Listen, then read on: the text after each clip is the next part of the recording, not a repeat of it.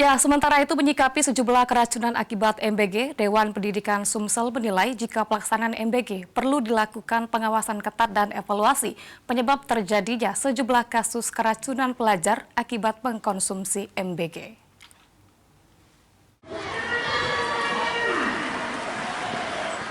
Disampaikan oleh Supatmi Kohar selaku Ketua Dewan Pendidikan Sumatera Selatan, jika pelaksanaan MBG cukup bagus.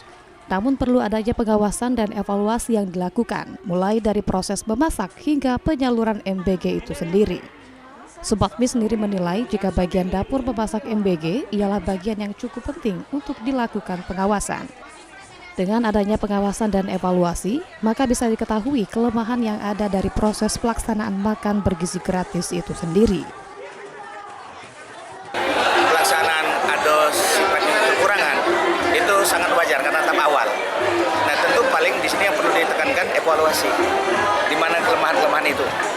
Karena yang sesuatu yang tahap awal selalu ada baik kekurangan-kekurangan. Nah, artinya di sini perlu lagi pengawasan yang lebih ketat, kemudian evaluasi di mana titik-titik yang perlu baik penyaluran maupun cara masaknya itu ada pengontrolan yang lebih.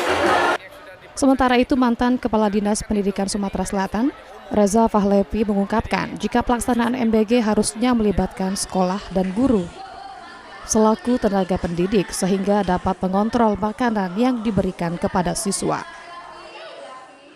Melibatkan guru yang dipercaya oleh kepala sekolah, terutama dalam mengontrol makannya dan gunakan kantin. Jadi gunakan kantin.